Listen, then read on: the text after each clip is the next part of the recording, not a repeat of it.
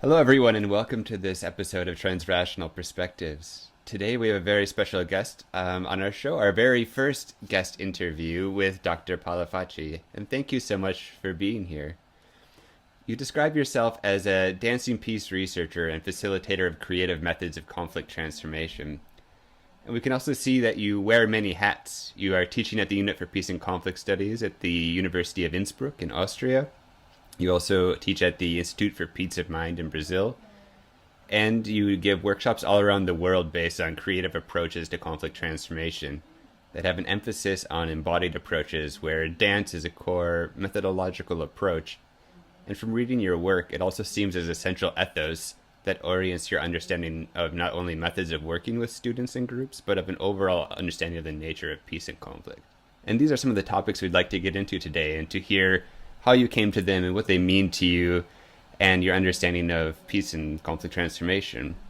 You also have a brand new book out, Dancing Conflicts, Unfolding Pieces, Movement as Method to Elicit Conflict Transformation, published by Palgrave Macmillan. So big congratulations on the book. It's not an easy journey. And I was lucky enough to get a glimpse of it while you were writing it, and now again for our talk today did a quick reread. And it's really a beautiful textile where many of your experiences with dance and the experience of others and groups you have facilitated, as well as a robust academic analysis into an exploration of the potential for movement as a means of eliciting conflict transformation and the unfoldment of peace, or perhaps pieces. And following this theme, you examine the relationship between peace and dance in different cultures and explore the ways in which it has been used to tap into the energetic nature of conflict to create and facilitate new opportunities and possibilities for the transformation of the dynamics of relationships.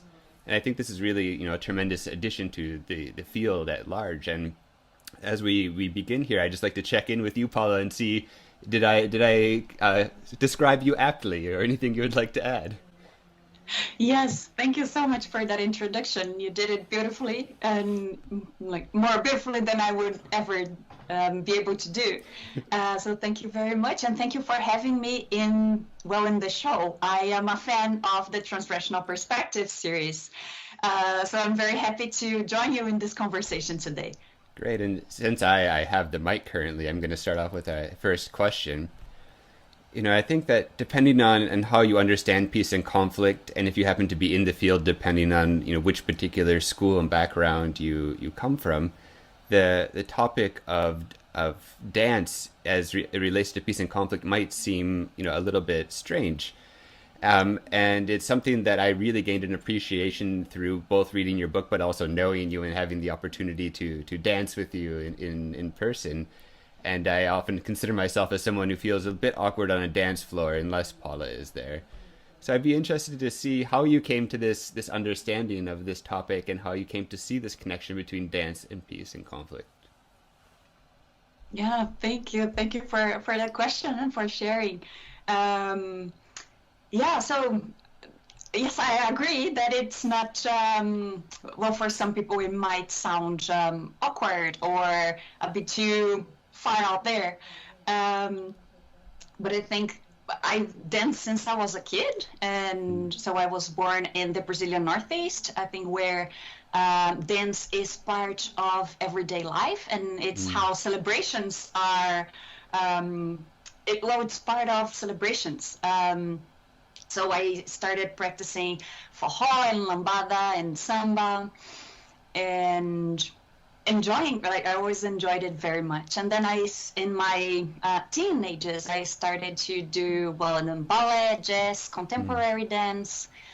And later on, I started, practicing spontaneous dance, freestyle, five rhythms, and other also different approaches to dance, like Sufi whirling and some indigenous practices. So just curious to understand and learn how the different ways in which dance is practiced.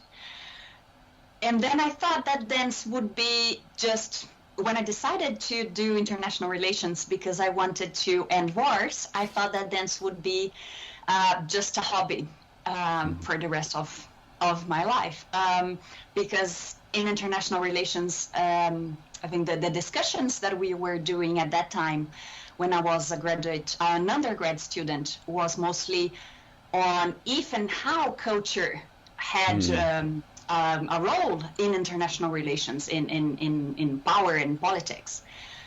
And then when I went to peace and conflict studies to the master, there I think there was this openness to research something that I was passionate about, and then dance came naturally as a possibility.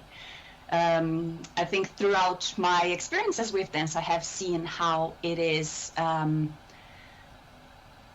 close it is to peace and conflict things. So this experience of flow, this experience of rhythms and connection, and this feeling embodied and present in the moment, and also this expansion beyond the body, and in other moments when like the movement aligns with breath and the heartbeat aligns or gets in tune with music, and like boundaries seems to fade, and this peaceful moment of like an exhale. And I think these moments encouraged me to understand more what those moments are and how dance is related to peace. But I have also encountered moments on the dance floor and out of it where dance is not only about those peaceful moments. Actually, perhaps most of the time there's a lot of mind chatter, a lot of judgments on how I should move, and where, if my movements are harmonious, or if people are, I don't know, if it's fitting the expectations of people around. So there is also a lot of conflicts, and sometimes, and I have, as I started looking at it, I've also realized how much of violences also crosses through it, and how dances can also perpetuate violence in terms of glorifying thinness, for example, glorifying a certain type of body in detriment of other bodies, and also, for example, the division and split between what is considered art and what is considered folklore, and how this also is a consequence of a colonial mindset, and that puts different practices in a hierarchy. I think it has everything to do. This has everything to do with peace and conflict, and I think it has been, the field has been expanding into these directions, and there is yet so much more to explore, to research, and to understand. So I find it an exciting nexus.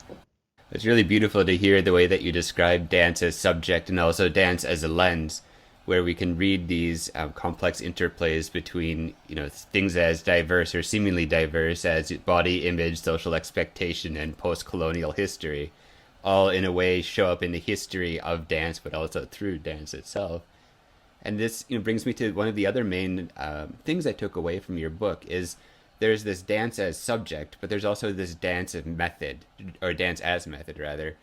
And particularly the way you use it in your book as a defined research method. I'd be interested to know how you conceptualized implementing dance as a tool of research, and also like what kinds of research questions do you think dance really fits well with? Interesting question. I think there are different answers to it. So on the one hand, I think in research, using dance, dance can offer a mean to connect to embodied emotional and intuitive knowledge to complement the intellectual and rational engagement with the topic. And the same goes for conflict mapping as well, to identify a conflict and understand better the dynamics that are there and where there might be blockages in communication, blockages in relationships, and in identifying potential avenues for transformation. So, for example, one of the practices that we do in workshops is actually inviting a conflict to dance. And or dancing with your research topic and seeing how and what can be revealed through the body, through movement, about that topic, that perhaps only a rational engagement with it or only an intellectual engagement with it possibly wouldn't reveal. So I think this is one way in terms of research, in actually dancing the research process and dancing throughout the research process to add and to access different knowledges available about it. And then on another level, I think as a training method for peace workers and people interested in peace in general, in terms of communities and kids and teachers, what then I did in the book was looking at how different communities throughout history have engaged with dance and peace and conflict, and then identifying what their cosmovisions were, and then what strategies they derived from it, and how dance fit into those strategies for being in peace or for achieving peace. The qualifiers depend on the perspective. And then also exploring, so what aspects were helpful and contributing to peace and conflict transformation, and where there were aspects that were perpetuating violences, for example. And from this investigation, then I wanted to derive, okay, what can I do then with this knowledge of what is helpful and what is not helpful that needs to be twisted or changed or reflected upon? And then I derived this framework to then work with in trainings with peace workers and communities in general, that I called the Dancing Conflicts Unfolding Pieces. And the idea is to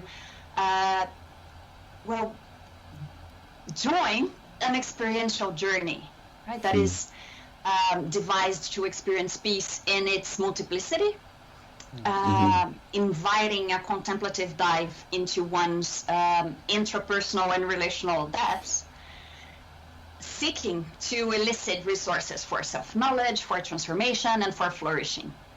And then how does it translate in practice?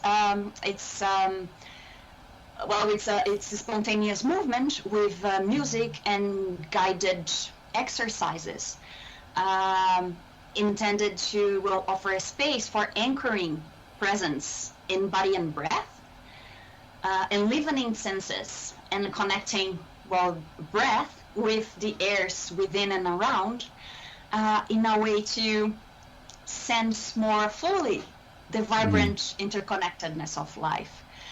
And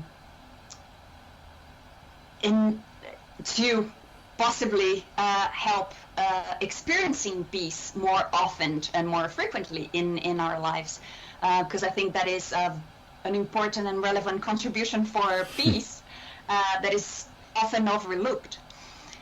Now, being with movement and paying attention can reveal feelings and pain and suffering present in the body. And through this framework, the idea is to also offer a space to listen to them and to identify signs or blockages of energy in the body, where there are unhealthy patterns that are being repeated, that can be perhaps listened to, cared for, and directed into a different direction, but in that helps cultivating more auspicious ways of moving. Mm-hmm. And then witnessing this emotion, these feelings and the pain often reveals also more contextual information in terms of emotions and memories and suffering that is not only individual, that is not perhaps only my shoulder that hurts, but that it might be related to I don't know, the pressures that I feel in society as a woman, for example, or how free I feel to move my hips can be related to societal perceptions on sexuality and different roles.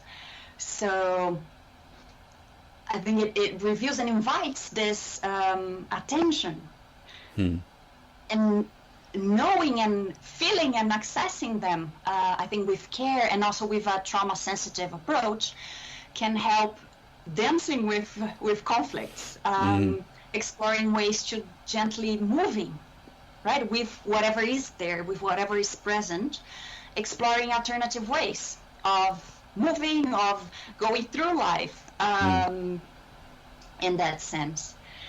And I do believe that this exploration, and also research shows that this kind of attentive exploration helps to unblock or some of these energy blockages in a way that energy can flow again, and this energy can then be used to transform and to align experience with action and language in a way that can lead to compassive action, in a way that can lead to peaceful and transformative presence in society, right? In terms of nurturing relational platforms for creative transformation. So this is a bit of what I call the art or the journey, the wave of dancing conflicts. That's what came out of the research of this specific book. This is so interesting to hear you describe it. And one particular sentence that you said that really encapsulated it was, it reveals and invites. And I think that, I often think about this, the paradoxical tension between simplicity and complexity. It's one of these ideas, seemingly ever present in conflict transformation. And there's this weaving back and forth, and when we're looking at something like dance and conflict transformation, that it is, on one level, yes, a person dancing in a room, but it's not only the person dancing in the room. It's the other people, it's the room, it's everything that brought that person to that moment and everything that they carry with them, while also acknowledging that as much as we may dance our pieces, that we also dance our conflicts, our sorrows, our traumas that we're working through. And it's also this idea of like knowing through the body, but really more of a synthesis and as a way of adding much more to the intellectual understanding. Because if we think about how people understand peace, it usually goes beyond a dictionary definition, and that the only way we can really get to it is exactly through the kinds of ways that you're describing. Yeah, and I think this contradiction was also something that encouraged me to research more, because conceptually, peace has been described in a very intellectual way, in terms of something to be achieved and something that you need some steps and techniques to reach. And at the same time, when talking to people, the experiences of peace points to something quite different that was not transmitted or translated into the conceptual, into the concept. So yeah, I think that it's a fascinating conversation that can happen from there, and also expansion of the understanding of what peace is and what conflict is, that can lead to more strategies for transformation. Yeah, I just wanted to pick up on a few things you had said, that the title of the channel, the Transrational Perspectives, and wanting to explore what that means in more depth. And I think everything that you've been saying and describing about the dance really speaks to that. That's the underlying message, is that you've said that the idea of transrational, going beyond just thinking of a cognitive understanding, but like feeling it in your body. So what does this shoulder mean? And sort of like reluctance to move your hips. What does that mean? And so I see all of that as being these, like, making that argument of why this is important. What does this kind of a transrational embodied approach bring that a conventional approach doesn't?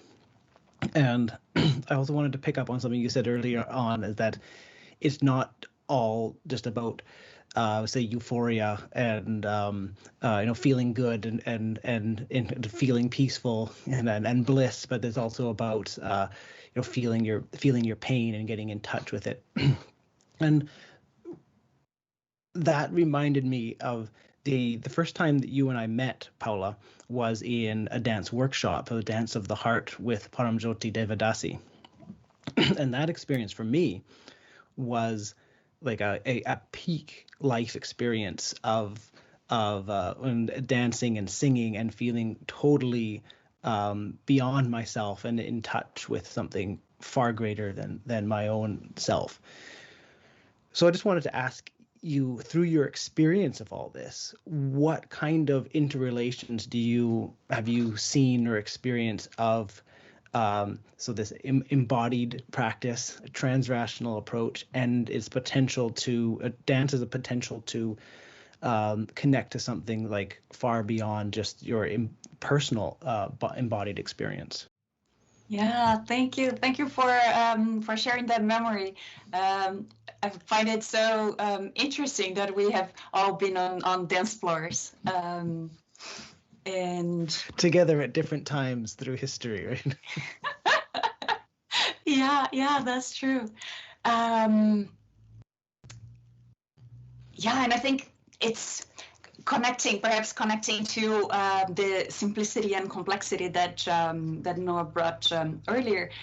I think that, well, dance can offer this navigating into these complexities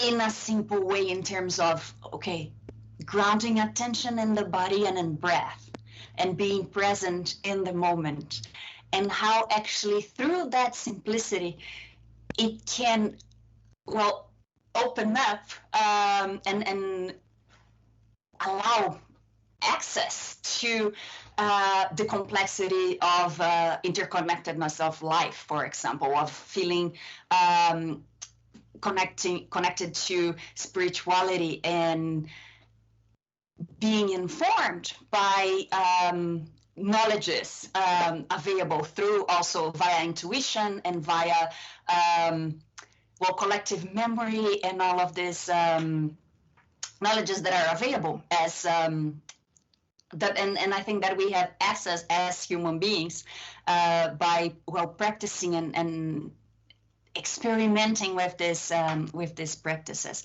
So I think it is there are those moments when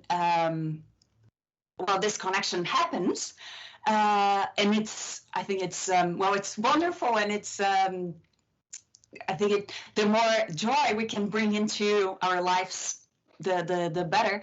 And I think it's also important if we think of peace work, to include those aspects of well-being and suffering, and looking at the violences that we perpetuate, often unconsciously, and paying attention to it, dealing and caring for it, also in a way that it can help becoming a transformative presence in the communities that we are in.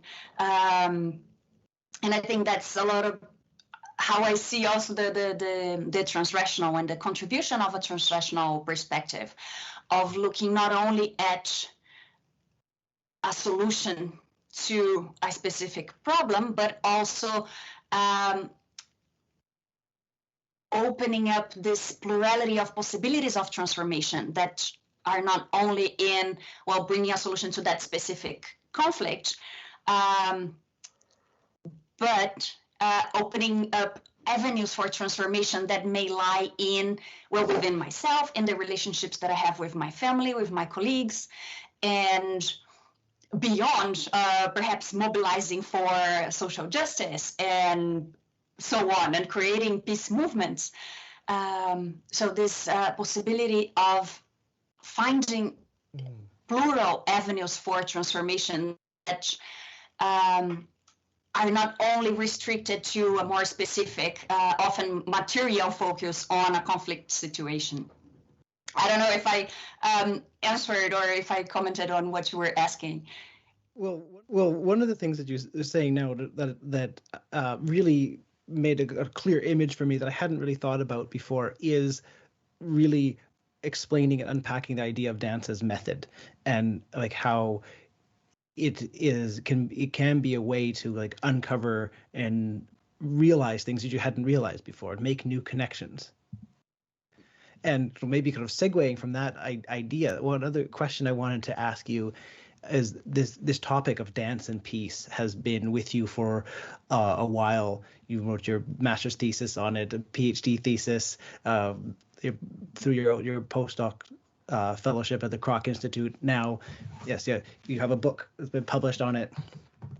What, with this extensive project, or having dived into this topic for many years, what would you say then is something that you have learned from this that only could have come from this really like long time, that just one of them wouldn't have been enough to really come to? That's a thought-provoking question. Well, that's what we're here for, thought-provoking questions. Yeah. Well, I think I came to realize that research is a lifelong practice of cultivating curiosity. And the same goes for conflict transformation. I think in the beginning, when I went to study international relations, I hoped to find a solution to war. And I realized that it is that, well, relationships change and contexts are dynamic, and well, our relationships are alive. So more than finding one solution to a specific problem or conflict, it's about cultivating this curiosity and nurturing this sense. And I think, connecting to your previous question on the transrational, nurturing this sense that while violence is, well, something that is there and it's important to look at it, it is as much a possibility as compassion. So nurturing also this attention and empathy for the ways that violence harm human beings and the earth and different peoples, and also how compassion is also a possibility. And here I think is also where dance and embodied practices can contribute a lot to nurturing both this, well, sustaining the strength to witness what is there, and also to this flexibility to look at it with compassionate eyes in a way that can lead to transformation. And I think what I figured out that throughout these different projects, and having studied dance and peace and conflict for that long time, is trying to find what fascinates me beyond each specific project. And I have come to realize that so far by now, I am a person that is fascinated by that sense of awe. that sparks curiosity of science, arts, and spirituality. I think this sense of awe in front of, that is often generated by life, by existence, inspires different initiatives and different research endeavors that can be translated into science and arts and spirituality. And I think, a transrational perspective helps me to work with dance and peace and conflict, navigating these three different lines of science and arts and spirituality in a way that can also make it useful for social change, for concrete peace practice in the world. Oh, thank you. I want to ask you also about peace education, because another one of your recent projects was being the co-editor of the special edition of the Journal of Peace Education, which I contributed to, and Noah also contributed to. So, we have many links here, and we're not strangers to each other. And so that special edition really explored how the framework of transrational peace philosophy engages with the topics of peace education. And I was curious what, just maybe speaking kind of in general, what do you think the role of embodied practices or embodied approaches such as the dance can have for education more specifically? Yeah. Thank you for that question. I think we also share the interest for peace education. And I came to see peace education as an important and relevant tool for unfolding the potential for peace in diverse areas and diverse in different points of the social fabric, in a way of identifying and fostering and updating also practices, knowledges, techniques, and methods that can contribute to peace in its expression as experience, as process, and as practice. And what I mean by that is peace as experience, more of this intrapersonal experience of peace, and that can also perhaps be related to spiritual experiences. And then peace as process, as this work on conflicts and work on suffering and pain, and transforming these dynamics within oneself and looking at how that connects the intrapersonal, the relational, and the global. And peace as practice as more outwardly working for peace in terms of mobilizing for social justice, or establishing dialogues and conversations on difficult topics, or transforming conflicts more specifically. And I think peace education is extremely important to offer the concepts and ideas, and to foster discussions around the diversity of ways of doing it.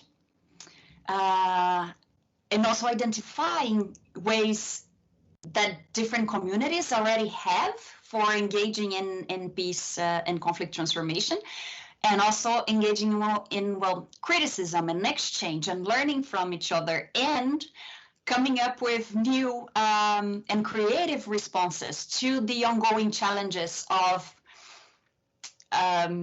life, of the dynamicity of life. And I think dance then can bring into it this broadening of information and sources and knowledges that a rational or intellectual analysis could not offer alone. So a rational and intellectual analysis is extremely important. So we're not throwing it out of the window, but I think more highlighting the importance of complementing it, and also, well, checking in if this rational analysis coincides or resonates with my embodied experience of that topic, of that, or that conflict, for example. Because often dissonances can also show that our perception or analysis might be incomplete, and that there are other elements there that are not being paid attention, that we are not paying attention to yet, and that are important to consider. So I think conflicts have been for so long looked at only from a rational perspective. And there is so much more at play in conflicts, in violence, in human relationships, that embodied practices and dance and peace education informed by these embodied practices can help to, open up to understand, I think more deeply what else is playing in those conflicts. And the consequence is that it reveals different and alternative ways of engaging in transformation.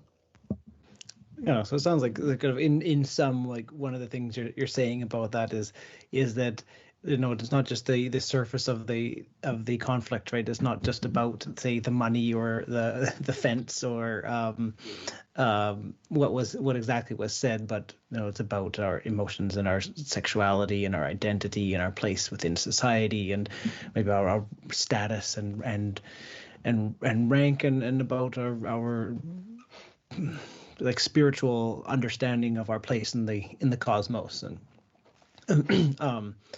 and building on some of the things you were saying and talking about, I also want to bring in this other discussion that we have been talking about over the last little while about, like, what are the important topics? What are the things that are going to that we think are going to be important in the near future? So I want to put that to you, about education and peace education. What do you think are going to be some of the really important topics in the near future? Yeah, thank you for that question. So in peace education, and from informed by this transrational perspective, and also drawing from this research on dance and peace and conflict, and in resonance with the challenges of the world nowadays that are not few, I see potential in investigating how to sustain disagreements and paradoxes as something that I think is very necessary to be practiced and to be cultivated, because it's often not part of the education curriculum that is out there, at least in the more formal education. How do we deal and sustain disagreements? How do we sustain and deal with paradoxes? And I think dance and movement and embodiment can offer this very physical expression of sustaining paradoxes, with working on movement and flexion and extension and flexibility and form, that can inform our relationships and dealing with disagreements and paradoxes, and also a more intellectual level. So I think including and how to do this with embodied and emotional practices and knowledges will be something to be explored further. And I think here arts and creativity also have a very important role. What I have been sensing and hearing from peace workers and people in different professions that come to conflict transformation workshops is that the usual and standard ways of working with conflicts are not satisfying the needs of, well, the conflict parties and of the peace workers themselves. So there is this seek, and that like people are seeking and searching for ways of engaging with conflict that are more nurturing and also perhaps more joyful, but not joyful on a superficial way. Joyful in the sense of bringing meaning and purpose, and perhaps seeing broader reverberations of that work. And then I think that arts and creativity can offer a lot of hints into how to do that, and also how to cultivate platforms for change. I think peace and conflict work has also been for quite some time focusing on the solutions. So what are the solutions, and not necessarily focusing on what is the environment that actually leads to a solution to be created, to be thought of. And here I draw away from John Paul Lederach's idea of the platforms for change. And we're looking at how to create, sustain these platforms in a way that they actually can keep people in creative and critical interaction in a way that solutions can appear, can be revealed, but that they are not seen as the most precious thing. Because challenges and conflicts are part of life, right? So there will always be new conflicts to deal with, and sustaining these platforms, cultivating these platforms for change, I think is one of the focus that will be there in peace education and peace work for the time to come. So your 3 points were like the being able to cultivate the ability to hold that paradoxical thought. So the what Lederach calls the haiku attitude, or we might also see the Wu Wei, or sometimes not exactly the same thing, but sometimes I use the idea of the beginner's mind, have a blank slate and not try to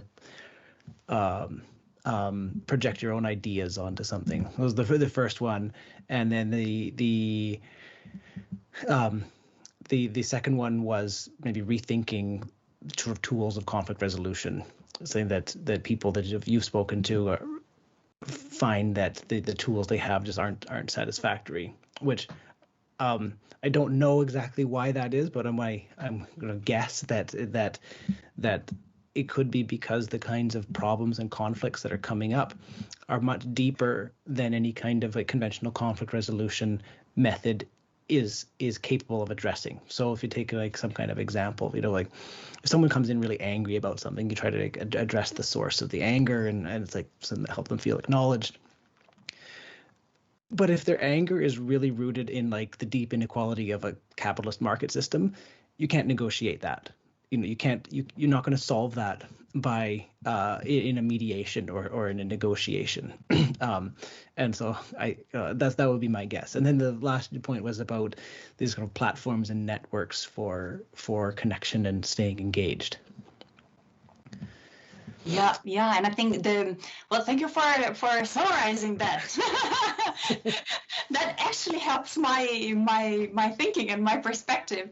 And yeah, I think sustaining this paradoxical and not only thinking but also being, right? As you have mentioned with the example that you bring. And I think there has been different areas and different disciplines have made a lot of research on more intrapersonal conflicts, and more, well, global conflicts. But the connection between these two is often missing. And that's also one of the contributions that I see in Transrational Perspectives, is in connecting these two, sustained by a compassive approach, a compassive, how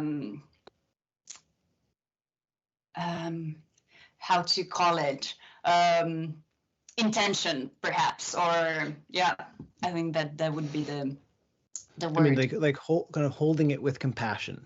Yeah. Okay. Yeah, exactly. I think I got the idea. Yeah.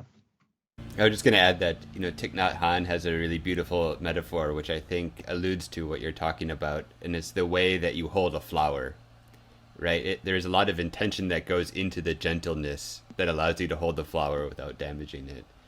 And I see a lot of ways that can be impacted in some of these things that we're talking about, especially when we're looking at how do you sustain a platform for peace, or what does even that mean? Because a platform for peace is really just people working together with some kind of sense of intentionality together.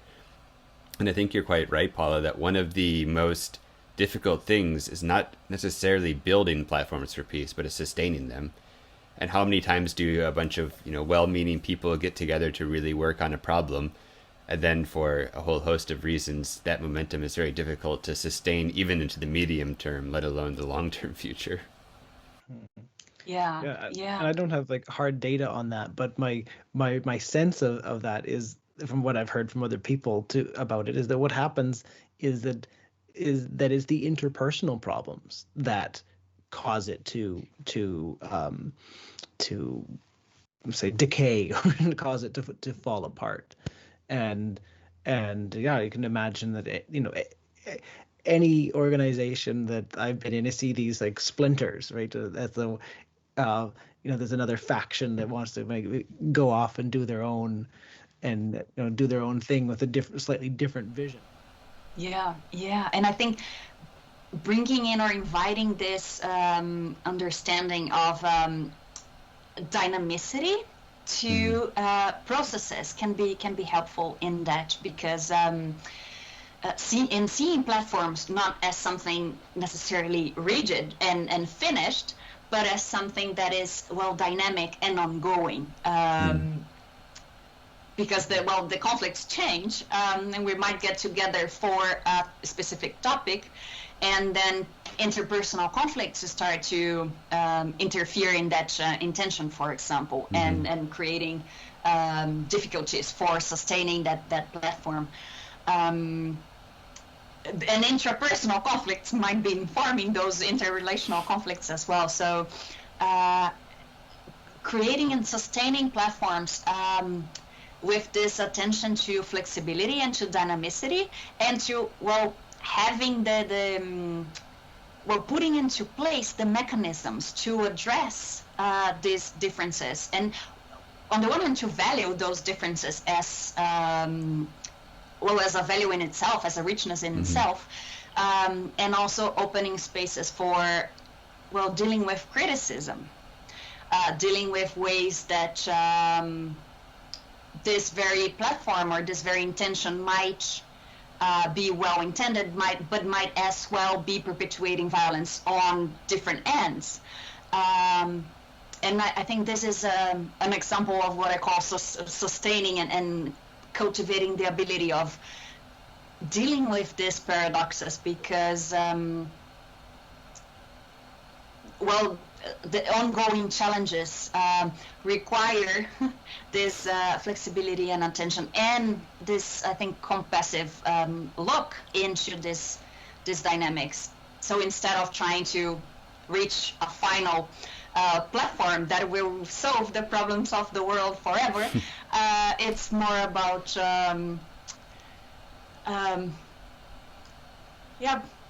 looking at, what brings us together, what is the topic that we want to transform, and how are we going to do it? So I think it's also a shift from a lot on the what, sustaining the what, but bringing in also the how are we doing it and why.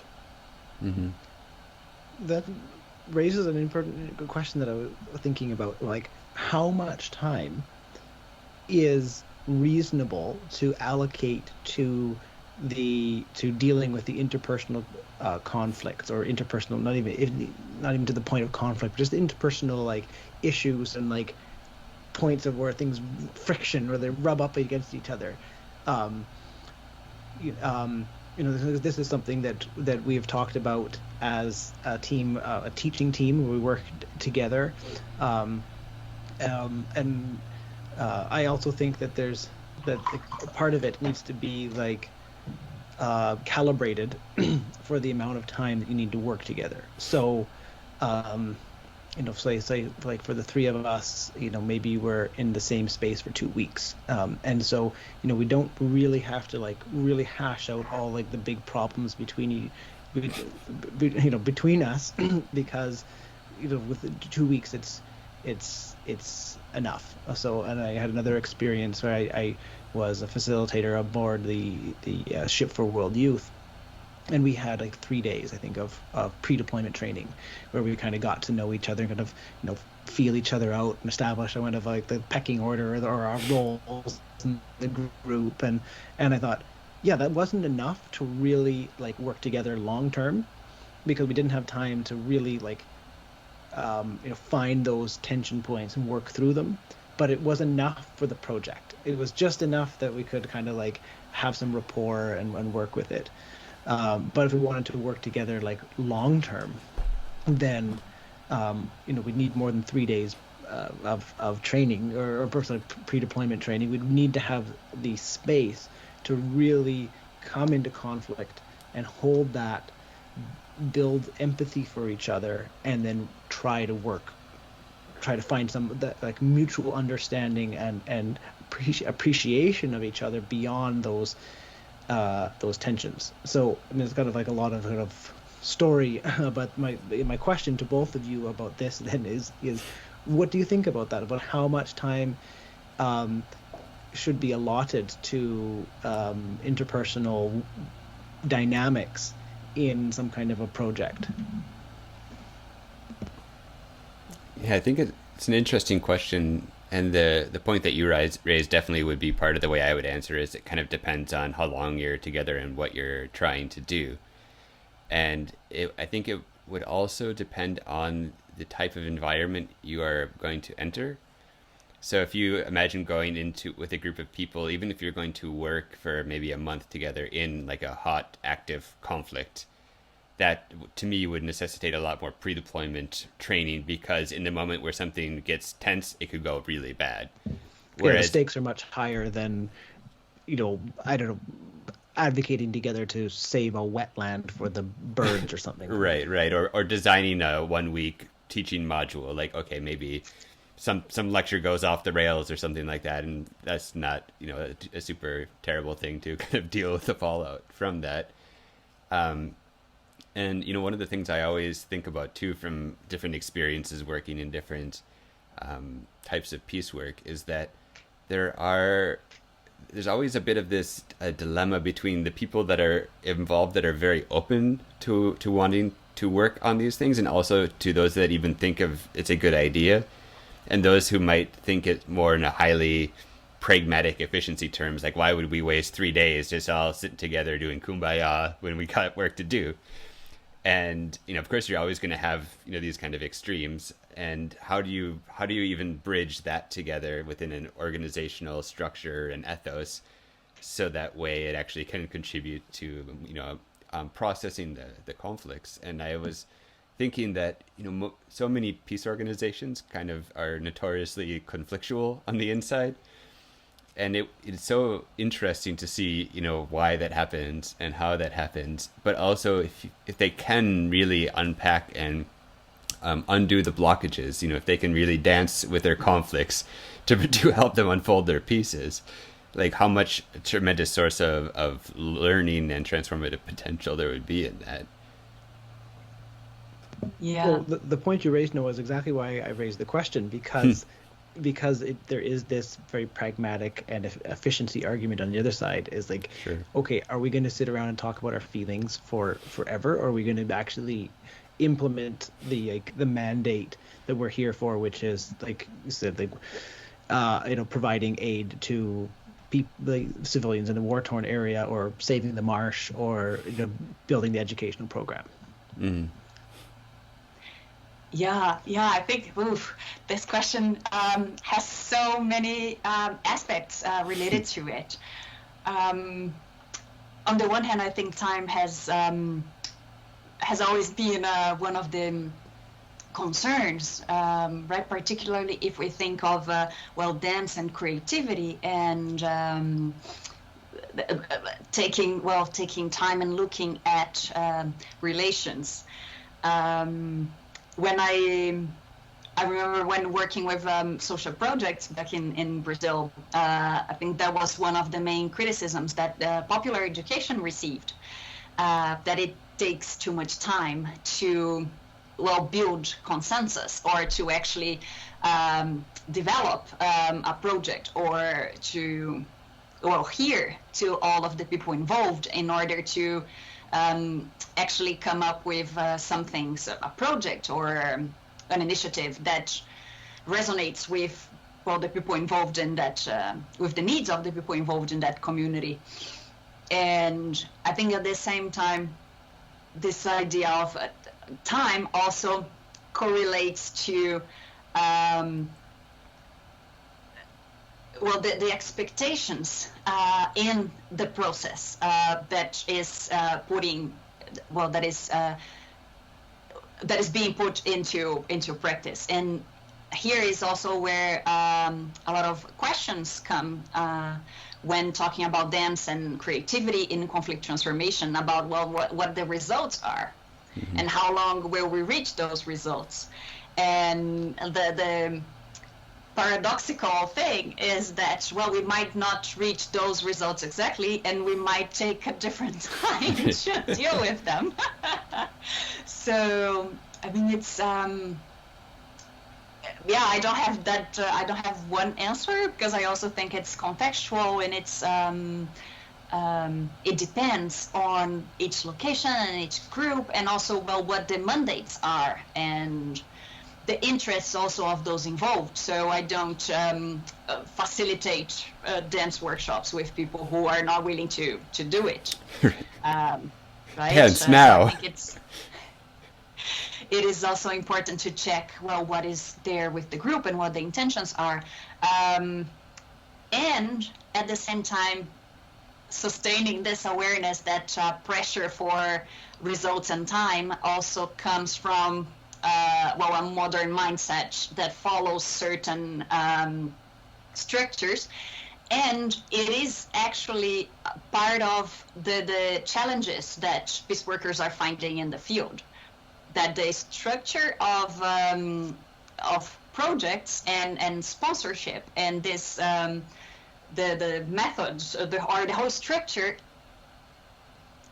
is not being helpful to provide sustainable transformation. Mm-hmm. So it also plays, I think, in this aspect as well. So what I have been learning and working with students and with communities is, whenever working with these platforms, sustaining this this preparation and seeing how it will happen throughout the project, not of necessarily what the tensions will be, but like when the tensions appear, because they will, what we're going to do. So it's less about how we will deal with this and that tensions that we anticipate that will happen, but more about setting agreements on how the tensions will be dealt with. And then putting, perhaps including some moments of self-reflection, and also facilitating self-reflection within the structure and within like the job position of the team members, and also moments for just sitting together and exchanging, and I don't know, a lunch break or a celebration of something. And also moments for looking at, okay, how are things going? What are the tensions that we need to work with? And not necessarily if there are tensions, but what are they? Because they are there. The conflicts are there. And I like this sentence from Wolfgang Dietrich that says, well, conflicts are not violent, but they can become violent if you don't work with them in a time feasible manner. So time here is also very important for conflict transformation in that sense. So I think it's more about cultivating or sustaining, preparing and planning for the points of checking in and how and what we'll do when the conflicts appear, and what we will do and how we will manage to, as a team, integrate and work together. And also with openness and I think humility to see whenever platforms have also fulfilled their time and purpose, right? They don't have to be there forever. Sometimes people change, relationship change, intentions change, life also brings new challenges and new opportunities. So I think also sustaining this openness for, okay, there might come a time where this platform might not be needed. Yeah. That would be the greatest goal. Sure. In terms of like a platform organizing for a specific topic or a specific conflict, for example. You know, in the Reflecting on Peace Practice framework, one of their key findings about what makes peace practice effective, I think there's 10 of them. One very interesting one is exactly what you were saying, Paula. It's also knowing when a particular approach or intervention or platform is no longer necessary. And that, of course, it can be difficult because, you know, many people's, you know, has spent years, perhaps decades of their life building that. And of course, there's a professional element of people's careers being involved. And then how to also, I'm sure, this ego element of like, well, it's a thing I created or a thing we created that you would eventually have to let go and let it, you know, be subjected to the winds of change. I thought of a gardening metaphor for that, like, because I was thinking, like, all of the, like, I think the really big and important teachings that I hold dear about it is that you need to actually just make the time for that long-term perspective. You know, they say like that peace is every step, or like that it's the means, not the goal. And so you if you don't make time to work on those relationships, you're never going to like actually get there, because you'll be by chasing the short-term goals, you'll never actually build like the foundation of it. And like, you know, if you want to bake an apple pie, but you're just planting the seeds of the apple or the apple trees now, you're going to have to wait a long time. So you need to have some, maybe those other things to have the successes of short-term goals in the meantime. So they say, well, also plant lettuce or raspberries, or things that will produce annually, so you don't have, while you're waiting for those apples. And then if you do plant an orchard, when it's time to make the pie, it's not just one pie, but you have like generations of apple pies. Right? Yeah. Yeah, that's a beautiful metaphor. Yeah, thank you for sharing. Yeah.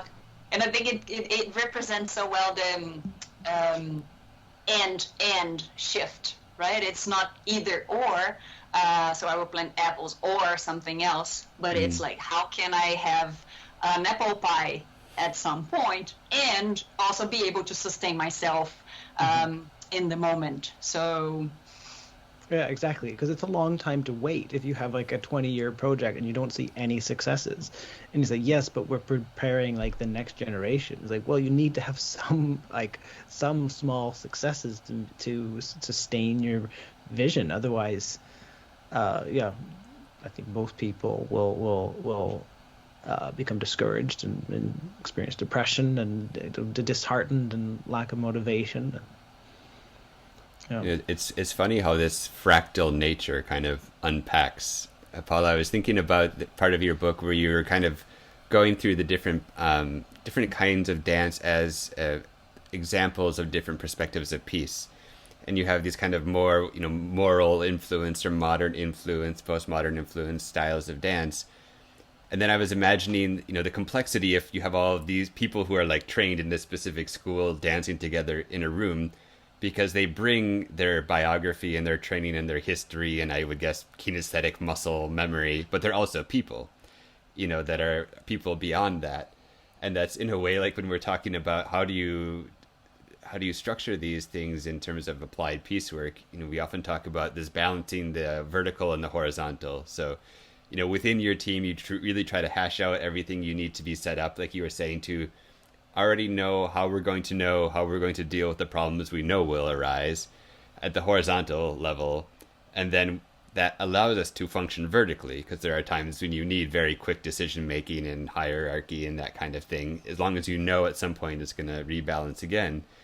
But then yet again, these are structures and processes that have people, and people are complex and messy. And that each time we touch into one of these things, they kind of, we go really into process, and then we get to form again, and then we get to the human element again, and then we get to structure again. Yeah, I think that's challenging, but that can also be like rewarding if we approach it with curiosity and with I think this sense of awe that can sustain this wonderment about the experience, and that can also open space for bringing in some joy. Mm-hmm. Again, not that superficial joy, but like the joy of, meaning and purpose and being interrelated with conflicts and with pieces and with our different dances as well. And one of the things I think is really the beautiful challenge of working with a transrational perspective is having to work with the ineffable, having to work with awe, because I think awe in so many different ways that it shows up is so important in this kind of work, particularly the way it shows up in a noetic understanding. Like, Sean, you were sharing that example from your life in this dance workshop, and it was a very powerful moment. And I'm guessing that would fit into this category of noesis, right? Like a direct felt experience of knowing. Like, it's not like you don't sit there and then unpack it analytically. Of course, maybe you can later. But in the moment, there is no analysis, Well, also, I have tried to, but it doesn't make sense. I don't have any framework to try to make sense of it. Right? Right. Like, asked some friends too about like, what does this mean? Like, I don't know. It just is. Yeah. So, Paula, this conversation has really been about exploring and learning from your research and your different projects. So I'm now curious, where do you think this research interest is going to lead next? So in terms of your research or other projects, what are you doing now or is coming in the near future? Yeah, thank you. Thank you for that question. I think as this is a field that is, I think, developing and there are so many fascinating avenues and research interests that appear. Right now, I'm planning. I'm doing this. My focus is on from this exploration on dance and peace and conflict, focusing mostly on an intrapersonal and interrelational level, as it is in the book, working with dance and peace and conflict in a societal level. And in that sense, I'm exploring and doing a mapping of pieces in Brazil through samba, and trying to derive some framework of how to use dance and different dances in that sense as a source for understanding the different pieces that might be there in a certain territory, in a certain country. And also from that investigation, also trying to check how different creative approaches in Brazil are dealing with the current challenges, and how are they contributing to transformation, and how, what elements they could bring into their practices to foster this transformation. So this is more of a more concrete research interest right now, and I also have some lines going into embodiment, contemplative practices, neurobiology, and trauma. Kind of a big pool, but I think that wow, yeah, a lot of topics. But I do see a thread connecting them, and that can be very enriching for for the field. And also, another one that it is actually not so separated, but is also somehow connected to it, is embodiment, gender, and decolonial practices. So these are a bit of my my research interests out there. It sounds in a bit of a simplification that one of the things you're really trying to do now is like underline that connection between the personal and political. Like starting from what you did in your book of really working with like the inter and intrapersonal experiences, and in making that bigger, like you said, like trying to see if it's possible or how it's possible or how to do it to use these ideas on a societal level. Yeah. Great. Well, from my side, well, thank you so much, Paula, for giving your time, and also speaking so deeply and from the heart about your research, and really sharing your experience with me. And I find that it's really beneficial for me to like learn so much from my friends and colleagues. Yeah, well, thank you very much for having me here and for this conversation. I have learned in our exchange, and it has also helped me to, I think, shine new lights into my own perspectives. So, very curious to where what will unfold from these conversations. It has been a real pleasure.